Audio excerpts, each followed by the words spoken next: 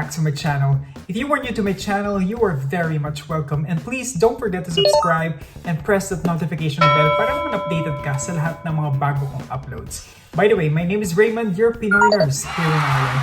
Okay guys, as you can see, I have a different background. Yes, lumipat na ako ng apartment, and I will tell you more about that sa mga susunod na kabanata. But anyway, our topic for today guys is all about the major similarities and differences ng working environment between Saudi Arabia and Ireland. As you all know guys, I worked in Saudi Arabia for 5 years. So 2 years sa Riyadh and then 3 years sa Jeddah. And here sa Ireland, I've been working for almost a year now. So next month, mag-1 year na ako. Bilis ng panahon, no? This is not a negative content. I just wanted to share with you guys my experiences para mas maging aware kayo, especially sa mga nurses na nasa Pilipinas who are eyeing to work either sa Saudi Arabia or sa Ireland, or baka nagbabalanse pa kung saan talaga ninyo gugustuhin. So hopefully may mapulot kayo from these experiences of mine. And disclaimer lang, this is no way to degrade either of the countries, okay? So walang ganon, so walang bashing, okay? Anyway, let's begin guys. Una na guys, pag-usapan natin yung requirements.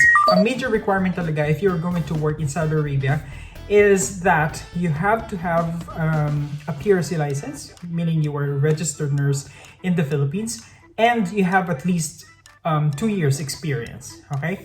Sa Ireland naman, kailangan mo, aside from the experience, pero dito guys, 12 months experience, so 1 year experience, pwede ka na mag-apply or mag-process ng application mo sa NMBI. So aside from the experience, which is 12 months or 1 year, so kailangan mo din ng English proficiency exam. So you can either take IELTS or OET. So yun yung pinaka-major difference. Next guys is the salary. I know guys that this is the most determining factor sa lahat ng tao. Even myself. This is the number one thing that we are looking for sa mga advertisements sa mga agencies. Pagkano ba yung sweldo? Malaki ba yung sweldo? May matitira pa ba sa sweldo mo after all the deductions, expenses, and all that? Okay? So pag-usapan natin yung salary sa Saudi Arabia. Sa Saudi Arabia guys, ang salary doon basically is non-taxable. So meaning, kung magkano yung sweldo na pipirma mo sa kontrata mo, that will be the salary that you're gonna receive every month. Unless mag-overtime ka. So that's an extra pay for you. And yung sahod sa Saudi guys, depends on kung saan ka mag-work. It's either sa private hospital ka or sa public hospital. So, based on my experience, mas malaki talaga yung sweldo sa public hospital. In Riyadh, I worked in a private institution, so I'm only receiving like 3,000 Saudi riyals. So when I transferred to Jeddah, I worked in a military hospital. So my basic pay at that time was 5,500 Saudi riyals. So mas malaki talaga yung sahod sa government hospital. In comparison naman dito sa Ireland guys, ang salary dito is being taxed. Okay? So whatever income that you're gonna receive here in the Republic of Ireland, itatax yan ng government. Aside from the tax, nandiyan pa yung mga government shares natin. And of course, yung mga personal deductions like yung mga credit union.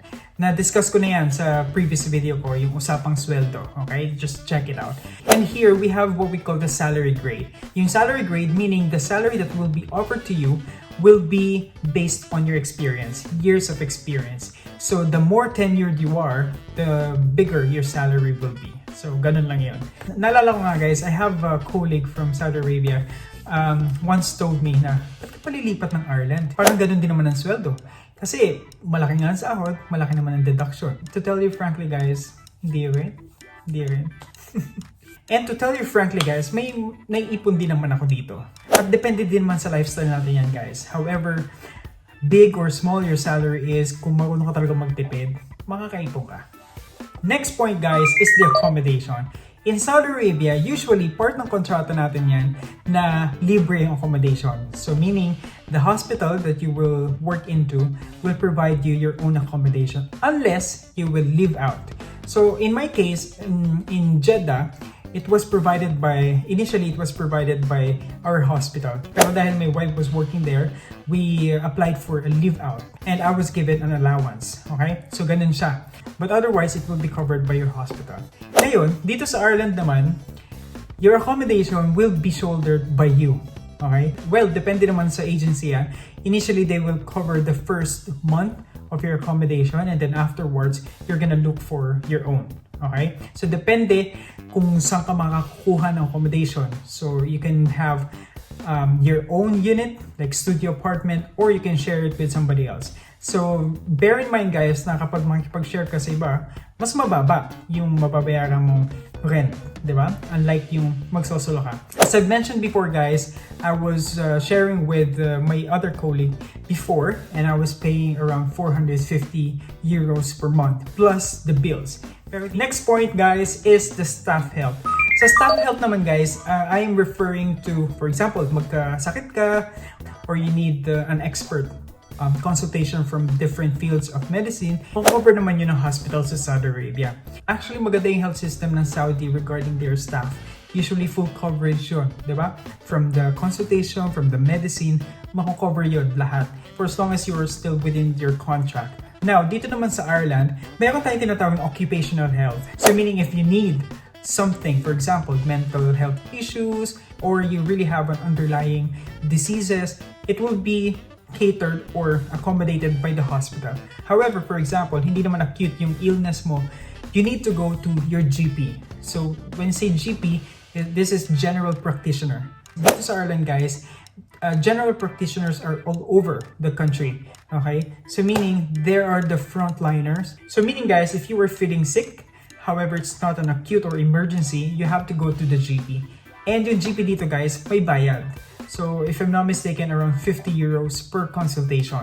Okay? So, kapag may gamot pa silang ipaprescribe, you really have to buy it. Unless you have your medical card. So, dito uso din na may mga medical card. However, you're still gonna pay it every month. But one thing I appreciate here, guys, I don't know, baka sa hospital lang namin, but we have what we call self-certification of sickness. For example, you're not feeling well for that day, so you can declare yourself as sick. And the next day, if you're feeling okay na, so you can go back to work and then fill out this self-certification of sickness. Okay, and that's it. You will still get paid. However, if you are not really feeling well and you need to rest more or you need some medication, you really have to go to your GP for the medical certificate para ma-approve yung sick leave mo. Next naman guys is the living status. As we all know guys, Kingdom of Saudi Arabia is one of the most conservative countries in the world. And medyo restricted yung movement natin doon kasi marami tayong ino-observe ng mga customs and traditions nila, the religion itself, etc. But here in Ireland guys, kabaliktaran siya. So masyado tayong liberal dito. You can do what you want, you can say what you want, and for as long as you're not harming anyone, di ba? Working in KSA for 5 years, tapos lilipat ka sa medyo open country, talagang nanibago din talaga ako guys. Next guys, the people. Well, Saudi Arabia being a conservative country, nandun na din guys yung parang intimidating yung mga tao. Siguro dahil lang sa language barrier, lalo na ako hindi naman ako magaling mag-Arabic talaga. Kasi I worked in ICU sa Saudi Arabia and mga pasyente naman usually sedated. Walang chance para matuto akong mag-Arabic.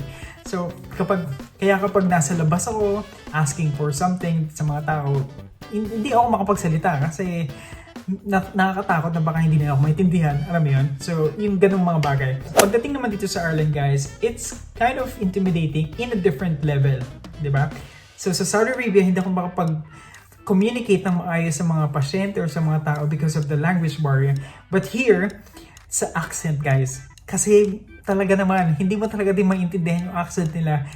Pag una mo silang pinakinggan o una mo silang na-meet, talagang mahirapan ka makatch yung accent nila. And kung yung makakausap mo is from the countryside, iba din yung accent nila. So it's really, really difficult, guys. And it makes me very frustrated. Kasi alam ko naman nakakapagsalita ako ng English, pero bakit parang hindi nila ako naintindihan?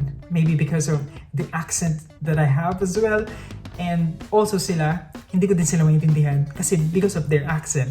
Kaya minsan it's really important that you learn from their slangs and jargons, guys, kasi makakatulong talaga yon to better communicate with the people here. How about the workload? Well, I worked in the ICU sa Saudi Arabia and I can say na may mga busy days talaga. Madalas naman na nangyayari yon. And one thing I can tell you guys na yung mga equipment natin sa Saudi Arabia are advanced actually. May mga equipment na hindi pa ginagamit na nagagamit na natin sa Saudi Arabia. And very traditional sort of yung approach nila. I will give you an example, guys. Chest physiotherapy. We are using in Saudi Arabia, sa amin lang to based on my experience lang we are using there the Vibromatic machine. I will give you an example, guys. Vibromatic machine.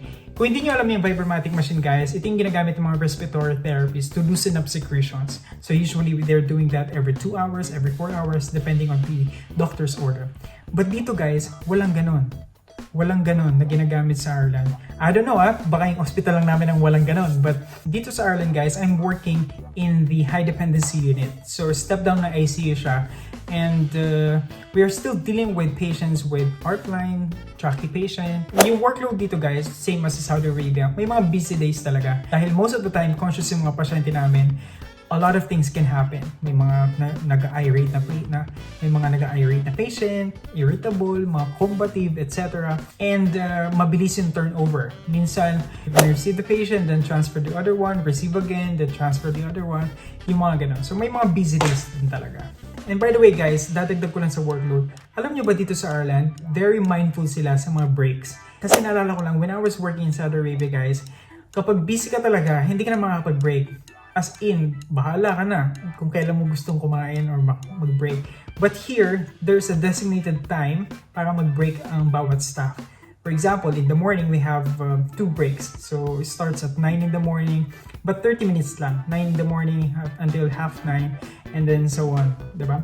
And then lunchtime, 45 minutes, and the tea time or yung afternoon break is 30 minutes. So, kailangan yun, guys, properly timed sa mga staff. So, may endorsement kayong dalawa. For example, tayong dalawa, mag-endorse sa yung pasyente.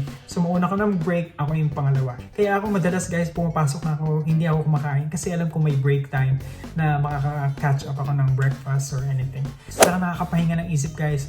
Alam mo, pag kunwari toxic ka na and it's break time, hinga ka muna. Next naman, guys, pag-usapan natin yung expenses. Unahin na natin yung gadget, guys. Well, I can say na mas mura yung gadget sa Saudi Arabia. As in, mas mura yung mga gadget dyan. Kaya kung nandiyan ka pa sa Saudi Arabia and you're planning to go to an English or European country, bumili ka na ng bumili ng mga gadget dyan kasi mas mura talaga dyan. Regarding sa food naman, same naman ang Saudi Arabia at Ireland. So fairly affordable and maraming variety, different cuisines from different nationalities, maraming restaurants, coffee shop, etc. So parehas lang sa Saudi. I think this will be my last point, guys, and that is the vacation. So that's part of our contract sa Saudi Arabia, guys, that you will be having your free ticket from and to your point of origin every year, diba? And that's for 30 days or so. So that is free. So hindi ka na bibili ng ticket mo or anything. But dito, guys, you still have your annual leave, but you don't have your free ticket going back home to the Philippines. You can go anywhere, guys, during your annual leave. Punta ka ng Paris, Germany, or any part of Europe, or umuwi ka ng Pilipinas, but you're gonna buy your own ticket. So, hindi siya ganun ka daling umuwi ng Pilipinas. So, ngayon, mag-1 year na ako, guys. So, iniisip ko, uwi ba ako ng Pilipinas? Kasi magkano din ang ticket pa uwi ng Pilipinas? Diba? Nasa 50,000 din, back and forth. Nabanggit ko na dati, guys, na pwede ako magpabalik-balik ng UK at dito sa Ireland ng ilang beses, guys, sa cost ng ticket papuntang Pilipinas. Mas cheaper pa, guys, na mag-travel within Europe kaysa umuwi ng Pilipinas because of the flight cost. But anyway, guys, nothing beats home. So, in the near future, I will still go home to the Philippines para magbakasyon. So, kung kailan yun, hindi natin alam. So, that's about it, guys. I hope may mga natutunan kayo sa mga pinagsasabi ko. And I hope nakatulong yun sa pagde-decide niyo whether to go to Ireland or to Saudi Arabia. And those are my first-hand information. So, mga base yan sa experience ko. But anyway, guys, I hope that you were well watching this video. Keep safe all the time, guys. Hindi pa natatapos ang pandemic. Ang COVID na nandiyan pa rin. So, you really have to take care of yourself, take care of your family, and always pray to God. So, once again, guys, palaguin na natin tong channel natin, guys. 700 plus subscribers na tayo. Please do subscribe to my channel. Turn on that notification bell para notified ka sa mga uploads ko. And of course, follow mo na rin yung Facebook page ko, Nurse Raymond 123. That's it. So, I'll see you on my next video. Bye-bye!